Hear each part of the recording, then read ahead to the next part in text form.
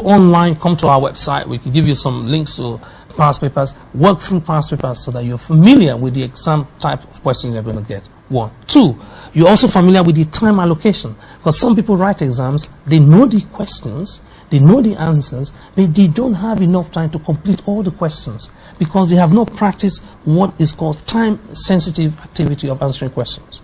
So you need that. You must go on an Easter revision course if you know that you've not been very versed in the act of answering the exam within the time specified. Then the scope of the questions is something that you need to be familiar with.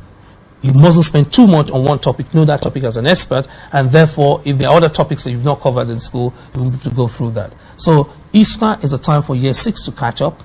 Easter is a time for, if you're ever year 10, and you have modular exams, you must catch up and revise. If you're year 11, of course, this is the last leg of a long race you've been running for almost 11 years. You're year 11. This is the culmination of 11 years of formal education. Sit down and go through as many past papers as possible. Year 12, you shouldn't go for Easter holiday. Because year 12, you're doing your AS exam. Your AS exam is far more significant, especially when it comes to you writing your UCAS forms. We're discussing about university places earlier on. If you want to be absolutely sure that you have a good place in a university, you must get all the top grades now. So year 12, sit down, and your GCSE is no preparation for your AS. It's a huge step from between your GCSE and your AS. So you must sit down and therefore step up your level of revision to be able to tackle it. Year 13, almost everybody in year 13 has one letter of offer or another, and your offer letter details what you must achieve in order for your place to be confirmed. So if you are really serious about going to university come September, this is a time for you to grab hold of your revision. All your revision tricks that you need are all in our video, a Secret of Success video. Get hold of it, other one, get hold of it. Go through it step by step. It is impossible for you to get the same grade if you come through this video. Impossible. Because there's so many testimonials come through. People move up 1 grade, 2 grades, 3 grades. Because the techniques for revision are totally different from the techniques you use for classroom. The technique for exams are too different. Writing an exam is different from taking notes in the classroom. Pleasing your class teacher is totally different from you being a candidate to please your examiner. That is why you need specific examination technique to be able to know when they ask you a question, describe photosynthesis. It's totally different from being asked to evaluate photosynthesis. And it's totally different from you to ask, explain photosynthesis. Explain is different from describe. Describe is different from evaluation. Those are key words. If you are a science student, for instance, you need to understand. In maths, what is the difference between percentages, ratios, and fractions? They're totally different things. So you must have the exam technique. That's what gives you marks. It's not knowledge. Thank you so much, Dr. Chris. Now, to go to the teachers. If you have parents out there, if you're wondering what to do with your kids during the Easter holiday, you can log on to www.imafidon.com.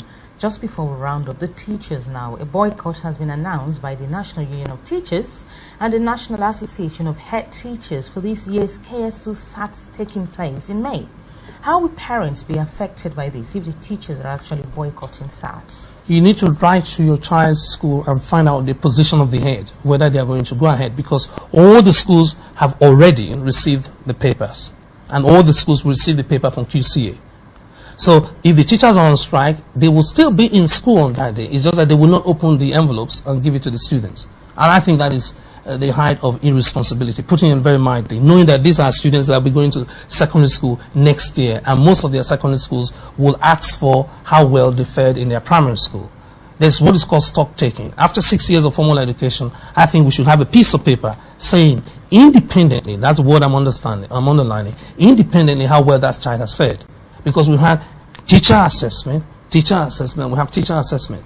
At the end of the 6th year of education, the minimum we can require is for the students to come out with a clear indicator that they achieve level 4 or level 5 or level 3 in the specific course subjects. That's not too much. That's why I'm fundamentally at loss and why there should be a boycott of the assessment of the pupils that you've taught over 6 years. I don't understand that. Our French cousins do that every single year. If you were in France, you'd be assessed at the end of each academic year. Your next progress is totally dependent on your last assessment. So if you didn't make enough progress, it get you to repeat the year. In Belgium, they do exactly the same thing. And the house has not caught fire. The children are still normal. They're still in fact, members of the human race. In India, it's even worse. You can be made to repeat 3 years on the same spot until you have made a progress. So no wonder India is taking over the world as far as science and technology is concerned. We're losing it in the UK. We cannot relinquish our leadership position in science technology because the foundation of all those achievements we are having now is based on science and technology. So I want our educational system to be strengthened in such a way that if a boy leaves from year 6, he's able to communicate his views clearly, able to add, subtract, divide, and multiply. That's essentially, those are the fundamental operations they are going to text them in SAT. So as a parent, please encourage your son, support your daughter, prepare for the exam, and seek clarity from the school that your son or your daughter must be given the opportunity to show what they've learned in 5 or 6 years of formal education. 5 or 6 years of formal education. Thank you so much, Dr. Chris. It's wonderful to have you on our program today. And we look forward to having you again next week. Anytime. Viewers, remember it is Brunch Education Talk. We're reviewing issues that has been on the tabloid of the papers this week regarding education.